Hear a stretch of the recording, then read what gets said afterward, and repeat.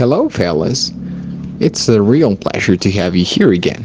My name is Stefan the Goldie, and over there we have Danielle the French Bulldog.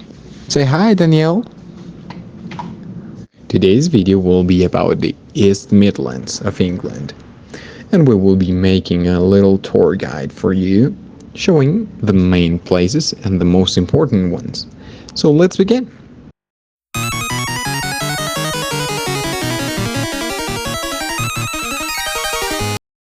Okay, so the East Midlands are one of the 9 regions of England. They comprise a set of cities that are located in the central eastern part of England, as its name tells us. It is the second less densely populated region, only being inhabited by 4.9 million people, which I know it could seem to be a lot of people, but if we show a little contrast, for example, with London, the capital city, um, this city has 8.8 million inhabitants, so it's almost the double of the inhabitants and 1/10 part of the total territory. Within the East Midlands, we can find a division of the land in 6 main shires.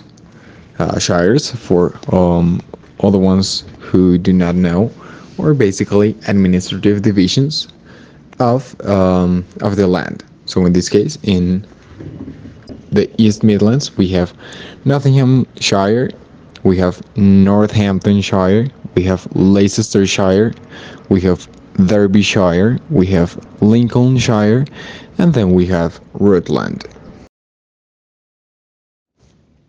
Yeah, and that's it. Let me check the script. What do we have next? Now we should approach the history of the East Midlands.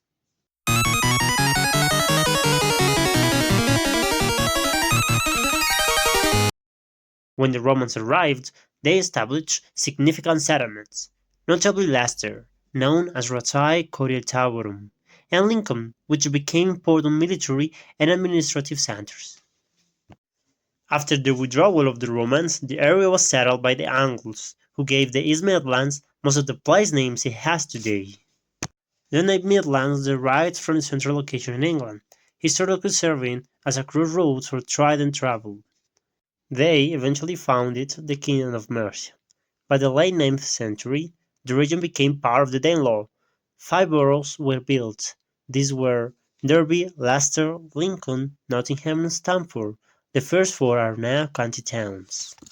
The Midlands region of England was officially divided into the East Midlands and West Midlands in the late 20th century for mainly administrative purposes.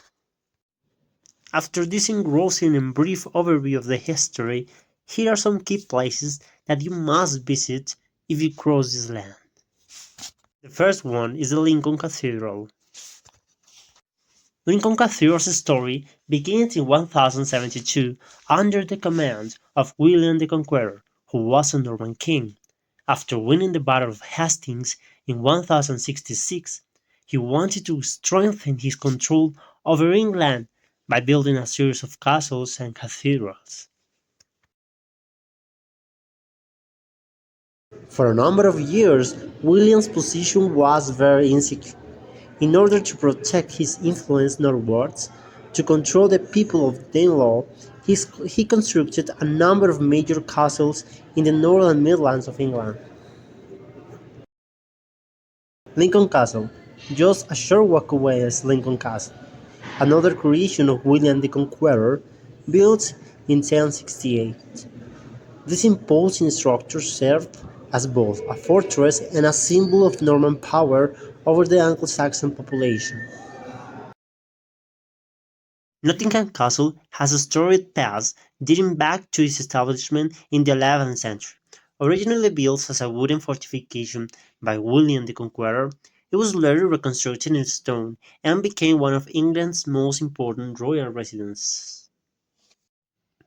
It is important to mention that in the legends of Robin Hood, Nottingham Castle is the scene of the final showdown between the sheriff and the heroic outlaw. And after a beautiful journey through the historical places they can find in the East Midlands, we have to mention the last one, but not the least. It is Bolsover Castle. It is an enchanting example of early 17th century architecture built by Sir Charles Cavendish. Originally constructed as a hunting lodge in the late 1500s, it was transformed into a grand residence featuring opulent interiors and elaborate gardens designed for entertainment and leisure. Bolsover Castle also reflects the lifestyle of the English nobility during its heyday and offers visitors a glimpse into aristocratic life during the Stuart period.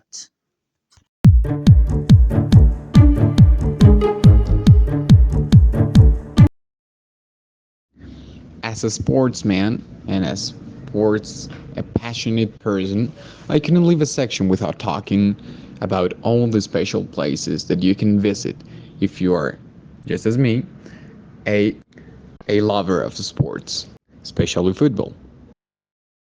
The first place to be visited would be the King Power Stadium, which is the home stadium for Leicester City, which is a team that plays on the Premier League of football, which is the most important league in England. As a fun fact, the Leicester City has been really close of winning a couple big trophies, such as the Premier League, and has been close to win the Champions League as well, which is an international football championship. Leicester City has been the sub-champion of the FA Cup multiple times through its history.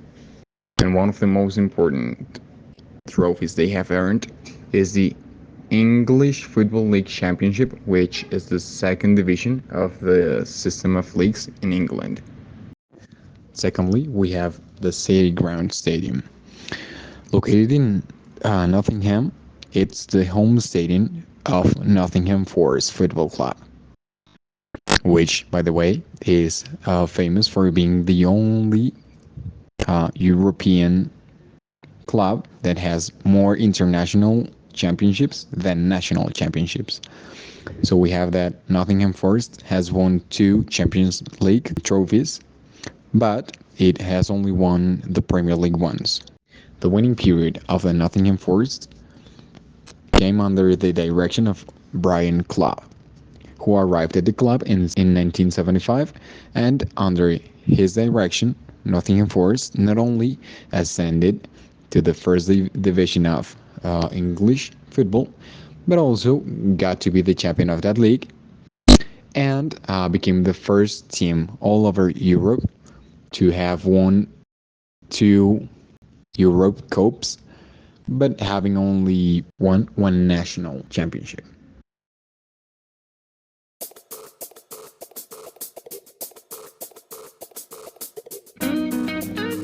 So this is how we get to an end. Thank you very much for watching. We hope you have liked the video and what we shared, and we expect to have you soon again.